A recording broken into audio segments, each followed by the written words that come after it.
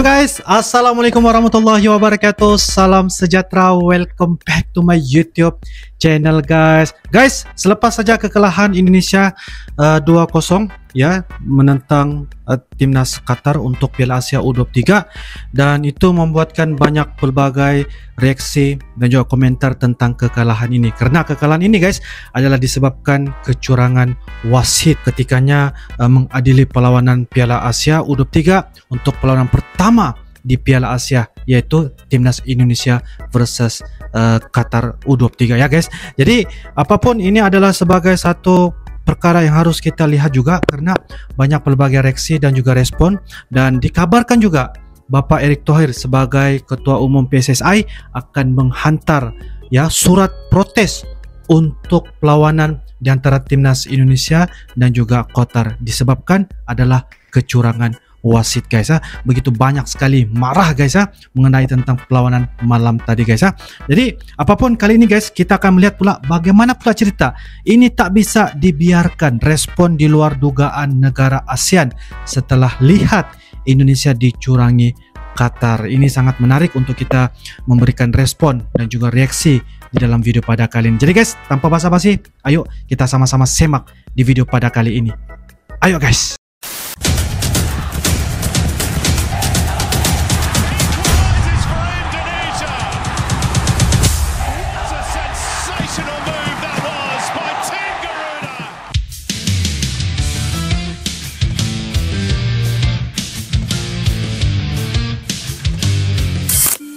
Ivar, reaksi gila negara tetangga lihat Indonesia dicurangi Qatar dan terbukti bayar wasit. Wasit Nasrullah Kabirov mendadak menjadi buah bibir setelah laga Qatar versus timnas Indonesia pada fase grup Piala Asia U23 2024 malam tadi.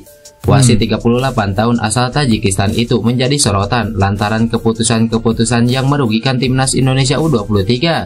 Menunjuk titik putih di kotak penalti Indonesia, mengganjar Rizky Ridho dengan kartu kuning, memberi kartu kuning kedua kepada Ipar Jenner, batal memberikan kartu merah kepada Saif Elden, dan tidak memberi pelanggaran setelah Marcelino Ferdinand didorong, adalah deretan kontroversi kepemimpinan Kabirov dari laga Qatar versus timnas Indonesia.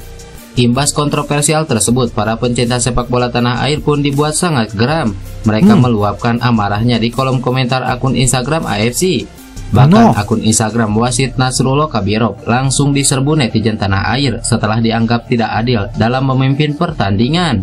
Nasrullah Kabirov mendapat hujatan dan caci maki setelah dianggap membuat keputusan kontroversial yang merugikan timnas Indonesia U23.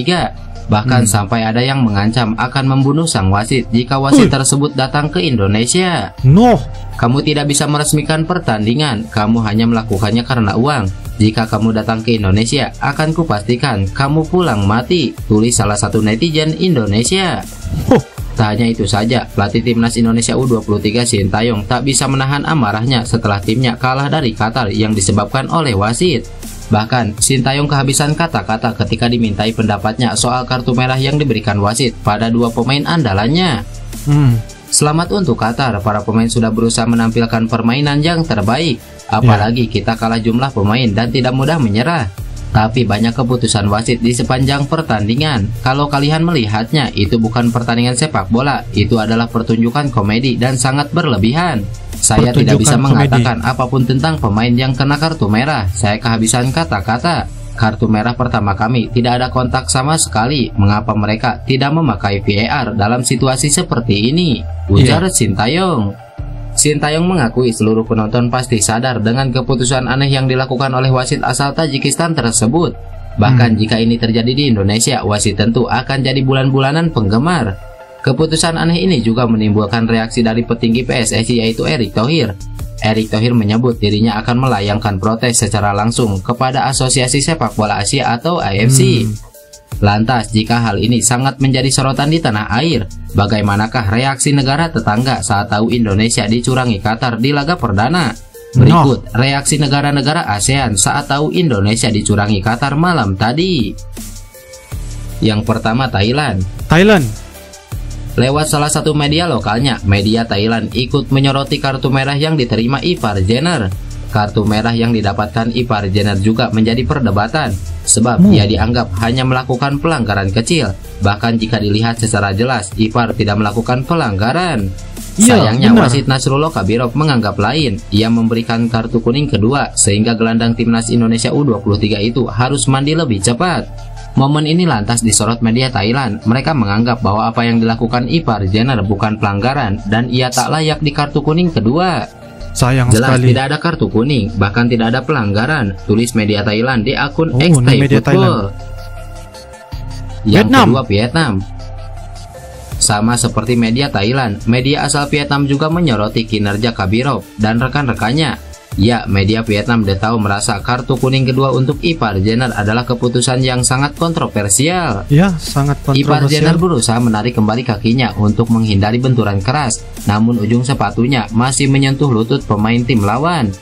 Ivar Jenner mendapat kartu kuning kedua yang kontroversial setelah wasit Nasrullah Kabirov mengira telapak kakinya menyentuh tulang kering bek Qatar U23 Saif Elden, ujar media Vietnam The Tao 247. Yang ketiga, Malaysia. Keputusan kontroversial wasit di laga kali ini juga turut disorot oleh akun X sepak bola Malaysia, yaitu OneFootball. Dalam kicauannya, dia menyindir sepak bola sambil memberikan emoji kantong uang dolar Amerika Serikat. OneFootball pun mengatakan bahwa permainan Qatar U23 sebenarnya biasa-biasa saja dalam laga kali ini. Meski demikian, mereka memuji penampilan salah satu pemain keturunan timnas Indonesia U23 dalam laga kali ini, yaitu Nathan Joaon. Apa kata dunia, Qatar tanpa pengadil? Qatar U23 biasa-biasa saja, pegang bola tak seberapa, 2 biji gol melalui free kick dan penalti. Apa itu Nathan Jo? What a player. Berbeda persembahan dengan pemain Liga 1 lain, ujar media Malaysia OneFootball.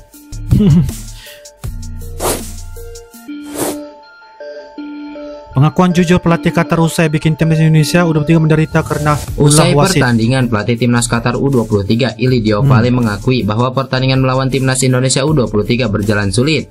Ia menilai beban sebagai tuan rumah membuat timnas Qatar bermain dengan tekanan luar biasa, sehingga mereka tidak bisa mengeluarkan permainan terbaik, terutama di babak kedua ketika Garuda Muda bermain dengan 10 pemain sejak awal.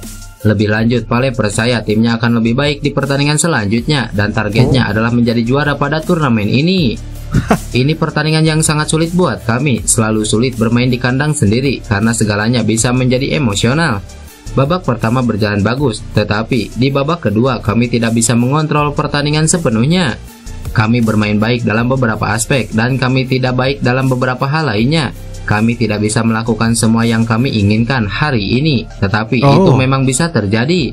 Target kami adalah mengembangkan performa tim di setiap pertandingan. Kami harus membenahi kesalahan kami, terutama di babak kedua, dan terus melanjutkan hal bagus yang kami lakukan. Begitulah cara kami. Kami ingin berkembang setiap hari dan kami ingin menjadi tim yang lebih baik, ujar Ili Diopale. Perbandingan antara Emil Audero Mulyadi versus Martin Paes, dua calon kiper timnas Saat ini timnas Indonesia masih belum memiliki secara resmi kiper keturunan grade A. Meski begitu, ada dua kiper yang bisa segera memperkuat timnas Indonesia, yaitu Emil Audero Mulyadi dan Martin Paes. Bagi Emil Audero, sepertinya ia akan lebih mudah untuk memperkuat timnas Indonesia. Pasalnya, selain memiliki darah langsung dari sang ayah, ia juga lahir di Mataram, Nusa Tenggara Barat. Berbeda dengan Martin Paes, ia seorang Bluespers yang merupakan orang Italia yang telah menetap di Indonesia. Walaupun demikian, keduanya tetap bisa membela skuad Garuda, terlebih jika ada kemampuan dari masing-masing kiper tersebut. Seperti yang tengah dilakukan Martin Paes, proses naturalisasinya tengah berlangsung di CAS atau Pengadilan Arbitrase Olahraga. Sementara Emil Audero Mulyadi saat ini tengah menjalani masa peminjaman di Inter Milan dari Sampdoria yang akan berlangsung hingga 30 Juni 2024. Kiper 27 tahun ini memiliki market value di angka 104,29 miliar dan pernah mencapai angka 260,72 miliar. Untuk musim ini bersama Inter Milan, sebenarnya ia cukup jarang mendapatkan menit bermain. Tercatat hanya dimainkan dalam 4 pertandingan, 2 kali di Serie A, 1 kali di Champions League, dan 1 kali di Piala Italia. Ia lebih sering berada di bangku cadangan sebagai kiper pelapis dari sosok Yann Sommer.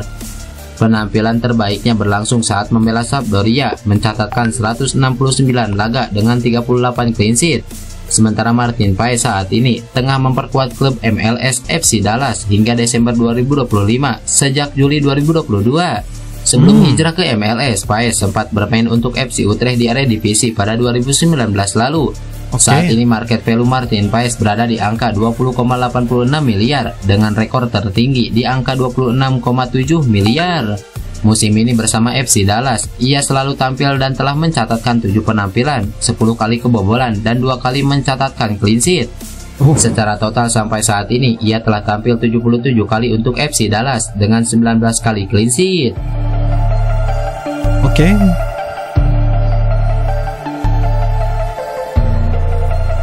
Baik, thanks for watching. Oke guys, demikianlah sebentar tadi beberapa penyataan dan juga video yang mana kita dapat lihat pelatih-pelatih dari negara ASEAN juga memberikan sedikit dan respon tentang kekalahan timnas Indonesia disebabkan oleh kecurangan wasit yang berasal dari Tajikistan ya, dan itu membuatkan mereka nampak bahwa tidak sepatutnya yang berlaku karena ini sangat-sangat merugikan kepada timnas Indonesia. Disebabkan adalah karena keputusan wasit yang bagi saya sangat-sangat salah dan tidak memberikan keuntungan serta tidak adil ya kepada timnas Indonesia ya, dengan 2 kartu merah guys ya. Dan yang paling sedihnya guys adalah Iver ya guys ya, sebagai posisinya adalah gelandang yang mana ia merupakan salah satu kekuatan kepada timnas Indonesia, tapi sayang dikeluarkan disebabkan mendapat kartu kuning 2 kali dan secara otomatis terus keluar disebabkan adalah insiden hanya apa orang kata bilangnya langgar lutut ya guys ya. Jadi penampakan wasit dari arah yang berbeda itu membuatkan ia memberikan keputusan yang salah kepada Iver.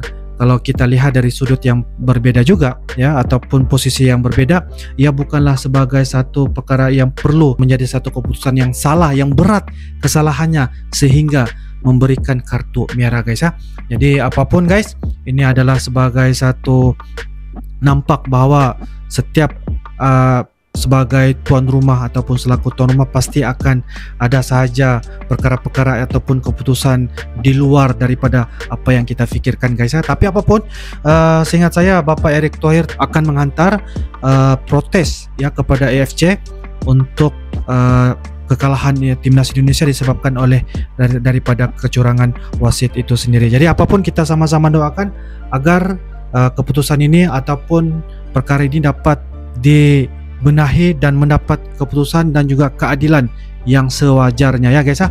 Dan kita mendoakan untuk perlawanan yang seterusnya di antara Australia dan juga Yordania ya, yaitu timnas Indonesia akan menentang, mudah-mudahan akan memberikan keputusan dan juga penghasilan yang baik, dan ini adalah merupakan salah satu yang sangat penting juga karena Bapak Erick Thohir juga memberikan motivasi kepada pemain-pemain timnas bahwa ada lagi 2 perlawanan yang akan diharungi untuk Piala Asia U23 ini ya guys. Jadi kita sama-sama doakan, dan apapun guys, ini adalah sebagai satu tindakan yang perlu kita lihat nilai keadilan wasit itu sendiri ketika saatnya berada di lapangan ya. Seperti mana kita lihat tadi negara-negara ASEAN ya, pelatih-pelatih seperti pelatih dari Malaysia Kim Pan-gon ya, pelatih dari Vietnam, Thailand juga memberikan pernyataan yang sama. Adakah wajar untuk meletakkan keputusan ini kepada timnas Indonesia sehingga merugikan kepada timnas Indonesia guys ya. Jadi apapun guys, 12 versus 9, walau bagaimanapun Indonesia telah pun berjaya memberikan persembahan yang terbaik. Apa yang saya dapat lihat, kata-kata dari Coach Sinteyong, ini bukanlah pertandingan Piala Asia U23, tetapi ini adalah pertandingan pertunjukan ataupun pertandingan komedi guys. Jadi ini adalah apa orang kata, hilang kata-kata dari Coach Sinteyong, tapi dalam masa yang sama memberikan juga kredit pujian kepada pemain-pemain. Saatnya walaupun tinggal 9 tetapi mampu bertahan memberikan persembahan sehinggalah menit terakhir guys. Jadi menurut kalian bagaimana?